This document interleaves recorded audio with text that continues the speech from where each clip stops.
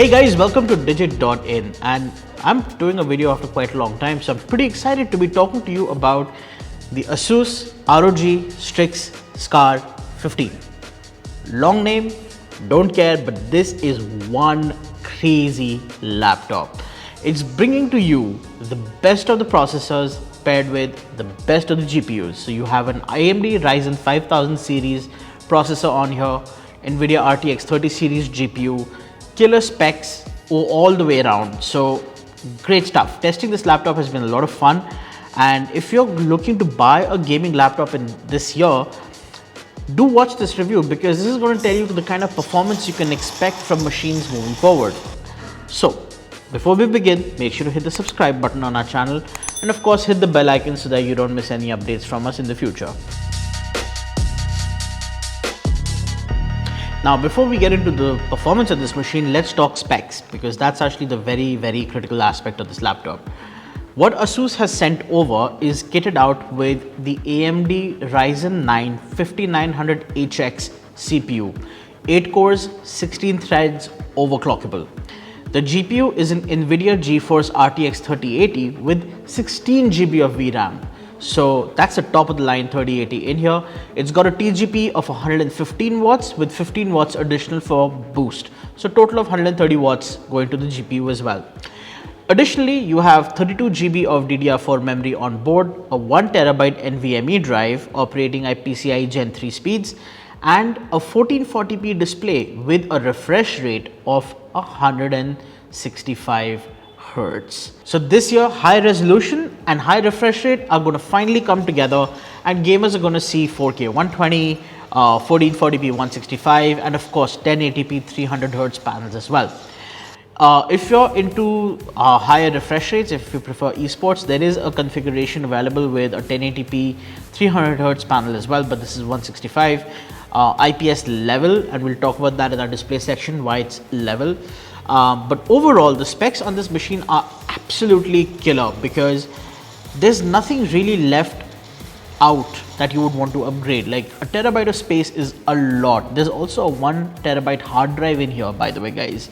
So it's not like there's not enough space. The display is really good. You've got the works when it comes to ports, USB 3.0 all around. You've got an Ethernet port as well, full-size HDMI connector, etc. So let's talk how all of this crazy hardware translates to performance. So we've got gaming tests, we've got creative workloads, and we've of course got everybody's favorite synthetic benchmarks. First, let's talk gaming. Now for this particular laptop, we did both 1080p and 1440p gaming at ultra graphics and high. So quite a lot of time of my work day was spent gaming. Yeah, that's your incentive to join Digit. Now first, let's go over the 1080p gaming performance because that's standard and we've got a lot of data to sort of match this performance with. So for example, on Doom Eternal set to 1080p resolution and ultra graphics, we get 158 FPS. Then for something like Forza Horizon 4, 137 FPS is basically expected. And while we can go over the other numbers, what's really evident is that this 2K panel, this 1440p panel with a refresh rate of 165 Hz is best driven to its peak frame rates when you're gaming at 1080p. If you switch gears into 2K, which is 1440p gaming, the numbers do noticeably drop, So for example, Doom Eternal goes from 158 FPS at 1080p ultra graphics to 122 FPS at 1440p resolution and ultra graphics. Similarly, Gears 5 comes down to 75 FPS, Shadow of the Tomb Raider comes down to 86. So you do see that drop in frame rate, of course, as you would as the resolution goes up. But the visual fidelity is just so much better. Honestly, you can notice the difference between 1080p and 1440p gaming, not just in terms of the quality of the visuals, but also the frame rates. So you've got that. What is interesting is when we were looking over the logs that were generated while gaming, the 3080 with its 16 gigabytes of VRAM for some reason is not committing more than 6.5 GB while gaming, and that's irrespective of the resolution of the game you're running at and irrespective of the graphic settings. For example, Doom Eternal is giving us way lower frame rates. 158 FPS is far too low for Doom Eternal to be giving on a hardware like this. And when exploring why that was the reason, turns out, well, we're not being able to commit more VRAM to the game. So that was one. We've reached out to Asus to figure out why that's happening, and we will be updating the description of this video when we have an answer. But for now, that's something that you should know. On the other hand, if you're a content creator, you'll absolutely love this machine. With the 8 cores on the Ryzen 9 5900HX and the 3080 combined, you're getting some impressive performance. For example, our 5-minute 4K Premiere timeline takes a little over 5 minutes to export the project, and when we take a 20-minute 4K timeline, the whole render completes in about 11 minutes and 45 seconds. If you move over to Lightroom, we see 50 files be exported in .2 minutes, 100 files in a .4-minute period, and the 500 raw files go all the way up to a little over 19 minutes. Now moving on to 3D workloads, we've also got Blender render tests for both the CPU and the GPU, and this is something new that we started doing with our laptops. So you can see the numbers for the Asus ROG Strix Scar 15 on your display. For those of you who care about 3D Mark numbers, well, the Firestrike Ultra score for this machine is at 7,458, whereas the TimeSpy score is at 10,960. And the Scar 15 also scores 6,847 points in Port Royal. Now, moving past benchmarks, let's talk about thermals and then follow that up with display.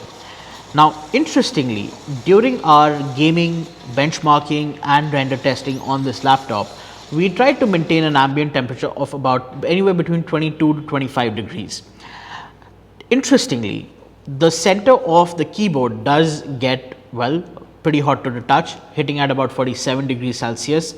The WASD keys sit anywhere between 42 to 44 degrees under load, and the vents are well over 58 degrees to about 64 degrees depending on which part of the vents you're measuring the temperature from.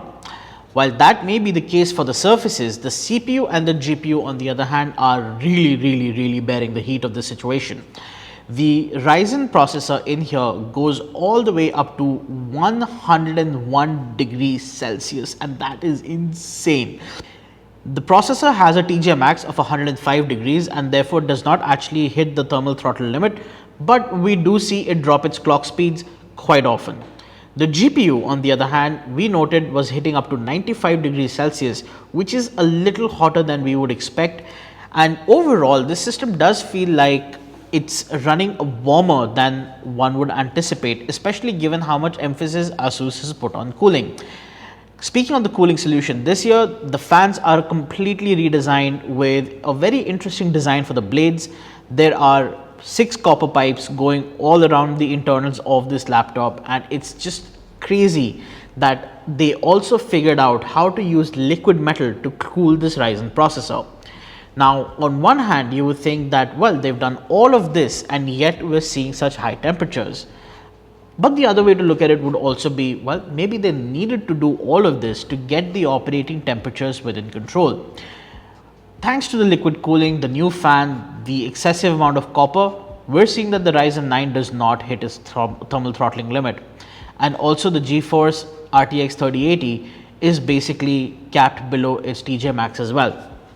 So overall, I wouldn't say that you need to worry about the thermal situation on this laptop. It's not going to throttle on you as long as you make sure that you are using it with its fans turned to max, and of course you also maintain pretty cool ambient temperatures. Like, don't expect this machine to not get hot if you're sitting outdoors in 40 degrees Celsius Delhi heat. It's going to happen. Now let's talk about my actual favorite part about this laptop, and that's going to be the display. The display is something that I really liked and at the same time was fairly disappointed by. Let me explain. Now, as a gamer, being able to game at 1440p and high refresh rate has always been sort of a dream on a laptop. I use an Asus VG27AQ-L1A gaming monitor at home. It's a 1440p monitor with a 175Hz refresh rate. So that's attached to my desktop. It's a great gaming experience. I've always wished that I could get something similar on a laptop, and this finally is it. In fact, a lot of gaming laptops this year are going to be sporting a 1440p display with high refresh rates. So in terms of the resolution and the refresh rate, yes, as promised, this hits the 165 Hz refresh rate natively. But there's a small problem, and the problem is with respect to color accuracy. Now, we put this panel through through the whole gamut of our Kalman tests, which basically assess the panel's quality right from the gamut coverage, the color calibration out of the box, and several other aspects. Interestingly, this panel was notorious for just not getting calibrated right, despite multiple events.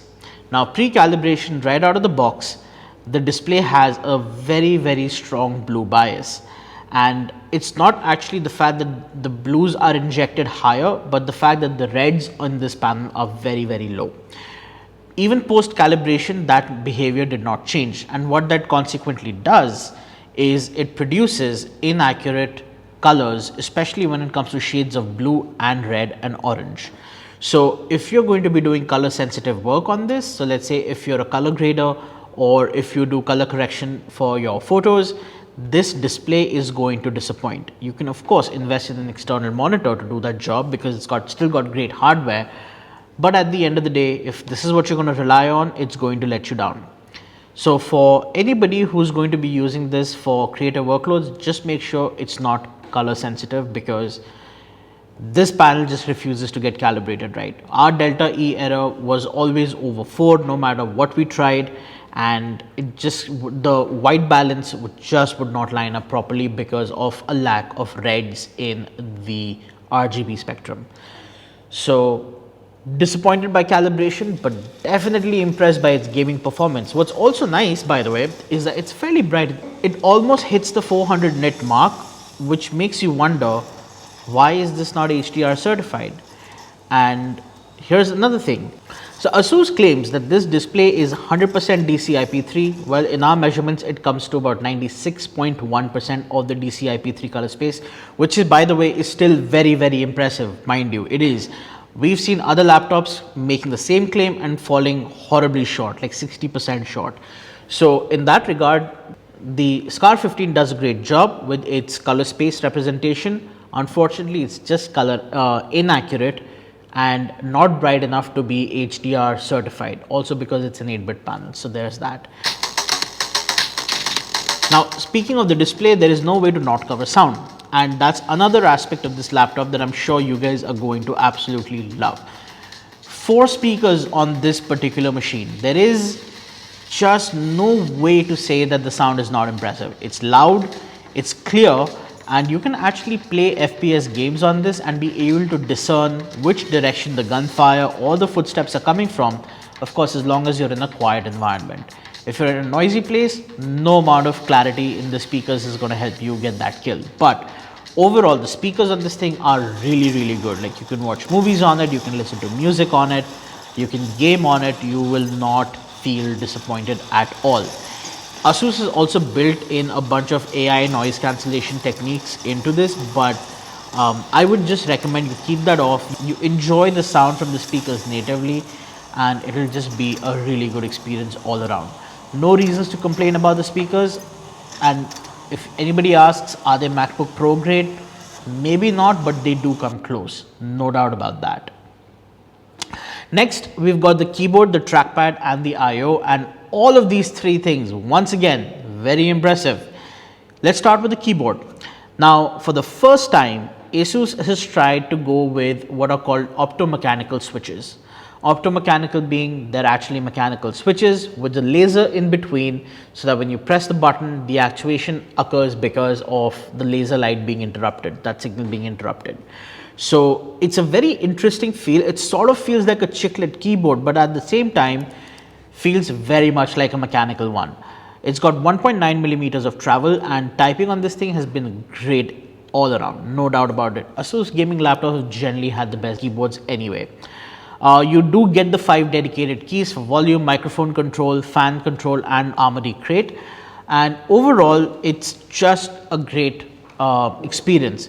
Unfortunately, no Windows Hello facial recognition, which is a disappointment, and that's also because there's honestly no webcam on this laptop. The trackpad on this is generously sized, made of glass, and is actually quite good to use. because so far with gestures, with my left click, right click, all of it has registered properly, and it doesn't feel like a trackpad that will break over time. It just feels like a very nice, high quality product, and honestly, I would not mind using this laptop without a mouse, not for gaming, but for everything else. Last but not the least, we've got I/O, and Asus has actually, maybe they've listened to me, maybe they'll listen to hundreds and thousands of other people, but they moved all of the most of the ports to the back, and there is a major advantage to that. There are no ports on the right side, which basically means no more interruptions with your hand hitting, any peripheral that may have been plugged into the right side. You do have two USB-A ports on the left, and everything else is on the back, which includes Ethernet, HDMI, a USB Type-C connector, another USB-A connector, and of course the power connector. All of the heat is going to be exhausted out the back and the side, whereas cool air is going to be pulled in from the bottom. So you generally don't get any hot air on the right side of the laptop, where typically you would place your hand while gaming. That was actually one of my biggest concerns with the 2020 lineup of Asus gaming laptops. That there would be ports on the right side and the vents were far lower than they should have been, making the gaming experience a little uncomfortable. This year, that is completely changed. One thing that I should mention about the keyboard, I totally forgot. It's got this really interesting half split design with translucent cover, and you can actually see into the laptop. You can see the housing that's underneath this plastic shell, and there are a bunch of LEDs that are actually placed underneath this translucent case, and they add a nice soft glow. It's a nice touch. It doesn't do much in terms of performance, but it's just a nice aesthetic touch, and it's nice to see Asus doing something with respect to design that's different from everybody else, and also breaks away from what the company has done for its own products. And speaking of design, we got to talk about the build quality and everything else that constitutes the design of this laptop. There is so much to talk about. For starters, in comparison to last year's Scar 15, it's a much smaller body. It's not lighter by any means, like it's still about 2.3 kilograms. So not noticeably lighter, but yes, definitely smaller. The bezels on the display are thinner, so that's always nice. I already told you about the semi-translucent keyboard. You still get the keystone thingamajig, which, I mean, I'm pretty sure I would have lost if I owned this laptop. But let's go over the lid. Now the lid on this is, you may be familiar, it looks a lot like the G14. It's got the half and half design. You've got perforations on one side, which actually very subtly spell out ROG. Unfortunately, no LEDs in here. It's alright, not a big deal, because if there were LEDs, this machine would have been very expensive. Secondly, the back over here, it's slightly slanted, and not really sure why, but it just looks nice. Could be because there's speakers projecting sound from in here, could be because there's heat being vented, but whatever be the case, honestly, it just looks nice. The other thing is that there is a part of the back panel which can actually be replaced, and Asus bundles 3 of these plates in the box, and if you have access to a 3D printer, you can just download the AutoCAD file for this little thingamajig, print it yourself, design it yourself, and customize the laptop to your own will. Then on the bottom as well, and typically, okay, I have to say this, like this, just attention to detail, like seriously, top points to Asus for that. Like, who thinks about making the bottom look nice and appealing, right? So you've got this massive rubber pad over here, which helps with grip. You've got a matching rubber foot here, so that the height and elevation are constant, and together they provide just enough elevation that no matter what surface you keep this laptop on, you've got air being pulled in. So there's that. Then you have this sweet LED that's on the underside, giving you this underglow. Now if you are sitting in a dark environment, the lighting is just very soft and it's very subtle, it's not jarring, and it does look pleasing. Like, I am an RGB buff, I don't care, judge me all you want, but that is how it is. I approve. You don't like it, turn it off. Better to have it and not need it than need it and not have it. And Asus is Of course, another big fan of RGB because they've also put an RGB strip under the display. It's hard to see, you'll hardly ever see it in fact, but when you do play in a dark room, you will see the underglow, and it's just a nice little touch. It's an aesthetic thing that they've got going, and I approve personally. So I'm going to conclude this review now. It's been a long rant. Let's do the TLDR. This machine is A++ for gaming. And when I say gaming, I'm not just talking esports. I'm talking stuff like Cyberpunk 2077. Yes, it still looks stunning. You can play Control with RTX on. You can play Shadow of the Tomb Raider with RTX on. You can play Metro Exodus with RTX on, okay? And still get very good frame rates. You want to live that high refresh rate life? Drop the resolution to 1080p, turn off RTX, and watch all of these games go 100+. Oh, it's a very, very versatile configuration. If esports is your hardcore thing, you could still get the same spec, but of course swap out the panel for a 300Hz one, which Asus tells us is going to be available. So honestly, are there any faults with this machine? I would say there are a few.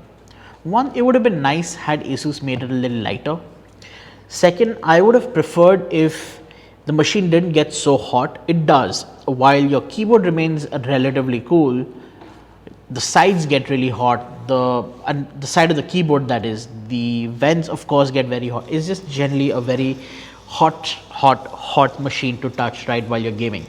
I would have loved for the display to be of a better quality so that it could also be color calibrated for content creators, making this an extremely lucrative machine for both gamers and photo video editors alike. 3D artists of course can still use this. So overall, in terms of how it performs, it for sure delivers. The 16 gig VRAM on this thing is just absolutely crazy. Like, who would want more than that, right? Your 4K edits are going to happen like that. So in that regard, everything is rock solid. The keyboard is amazing. This optomechanical thing is great. And by the way, I asked Asus if for some reason due to dust or whatever the keyboard fails, what happens. They will fix it in India if it's under warranty, and even if your laptop is out of warranty, they will still be able to fix the keyboard. So they know how to deal with these optical switches for that matter. And that's really impressive. So overall, just a great machine all around, and expensive, no doubt. We've not yet received the official price for this machine yet, but it is supposedly 2 lakhs plus. Crazy. So while the Asus ROG Strix Scar 15 sets a really good benchmark and sets the bar for gaming performance, it should be noted, it sets the bar for gaming performance to come. We've got machines coming from MSI, another brand with gaming legacy. We've got machines coming from Acer. We've seen them do really good stuff with their Predator series. Alienware, hello. Alienware Area 51 M1 R01 awards last year, but we do expect the M15, M17 to also come with some serious hardware and great improvements to performance all around. So there is a lot of exciting things to look forward to, and if this is anything to go by, I would very strongly recommend that you at least give it another month or two before you make the purchase decision. If you do decide to buy this today, you're not going to be losing out on anything, but it's just, choice is always amazing. So that's my review of the Asus ROG Strix Scar 15. If you guys have any questions, if you want me to test specific games on this machine, let me know. Maybe donate me a free game, yo. I'll test it out for you. Why not? So yeah, leave your questions in the comment section below and I will get back to them as soon as I can. Thank you guys for watching and have a lovely day, and hopefully you will probably see me in the next one.